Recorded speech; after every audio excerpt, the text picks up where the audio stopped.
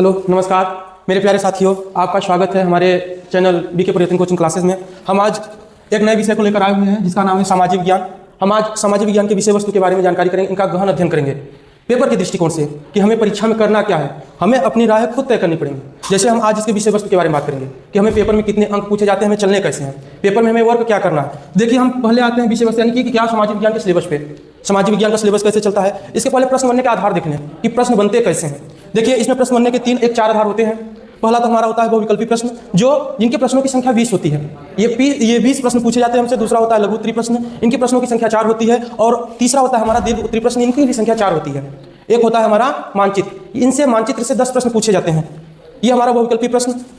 एक प्रश्न इसका 1 अंक का आता है, ये कुल 20 अंकों के लिए आता है, कुल 20 अंकों के लिए आता है। दूसरा हमारा लघु उत्तरी प्रश्न, इनकी प्रश्नों की संख्या 4 होती है, लेकिन एक प्रश्न का 4 अंक प्राप्त होते हैं। इस तरह से हमें कुल 16 अंक देते हैं। प्रश्नों की संख्या 4 है, एक प्रश्न 4 अंक के होते हैं। उसके बाद तीसरा हमारा दीर्घ उत्तरी प्रश्न, इनकी प्रश्नों की संख्या 4 होती है, लेकिन एक प्रश्न का अंक हमें 6 मिलता है, एक प्रश्न 6 अंक के लिए। इस तरह से ये कुल 24 अंकों के लिए आते हैं। और चौथा होता है हमारा मानचित्र। हम मैप से समझेंगे, मैप के बारे में हमें जगह स्थान दिए जाएंगे, उनको हमें दर्शाना पड़ेगा। वो इनके प्रश्नों की संख्या होती है 10, एक प्रश्न 1 अंक के लिए पूछे जाते हैं। ये कुल अंक होते हैं 10। अगर हम पूरे का योग करेंगे तो ये हमारे होते हैं 70 अंक, कुल 70 अंक होते हैं। कुल कितने अंकों के लिए होते हैं? 70। आप पढ़ रहे हैं सामाजिक विज्ञान।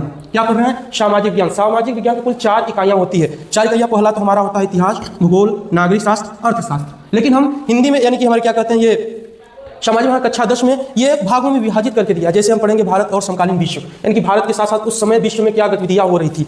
उसके बाद दूसरा पढ़ेंगे हम समकालीन भारत, यानी कि भारत के समकालीन, उसमें भूगोल यानी कि भूगोल के बारे में, इसके अवयव के बारे में पढ़ेंगे। उसके बाद होता है हमारा लोकतांत्रिक राजनीति, जिसे हम नागरिक शास्त्र के नाम से जानते हैं। फिर हमारा चौथा इकाई होती है इसकी आर्थिक विकास की समझ, अर्थशास्त्र, जिसमें हम सत्ता एवं साझेदारी जैसे कई मुख्य बातों को गहन अध्ययन के तरीके से पढ़ेंगे।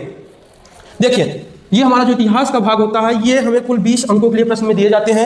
दूसरा हमारा होता है समकालीन भारत में भूगोल, ये 20 अंकों के लिए पूछा जाता है। नागरिक शास्त्र 15 अंकों के लिए पूछा जाता है। और ये हमारा क्या कहते हैं, अर्थशास्त्र, ये भी 15 अंकों के लिए पूछे जाते हैं। अब आपके मन में ये चलेगा कि ये सर देखिए 20 अंक क्यों, ये 20 अंक क्यों, 15-15 क्यों। वास्तव में देखा जाए तो ये सभी 15-15 अंकों के लिए ही पूछे जाते हैं। कितने? 15-15। इसमें ये आपके जो 10 मानचित्र वाले जो आपके टॉपिक हैं, ये 5 इसमें करके ये 15 + 5 रहते हैं। ये भी 15 + 5 करके रहते हैं।